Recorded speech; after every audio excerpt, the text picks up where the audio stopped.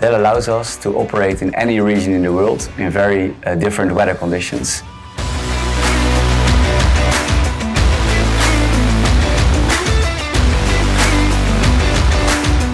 Hi everyone. We get a lot of questions on our TanQ robot. And one of the questions I'm going to address today is about the performance and quality of the sensors used in our system. Two of the most important sensors we use are paint pressure and paint temperature. And we measure both quantities in line of the paint line. And the advantage is that we exactly know what the temperature and pressure is, but we also control it real time.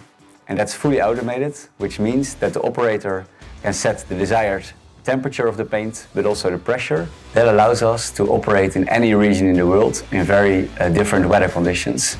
We can either cool down or heat the paint depending on the operator set points.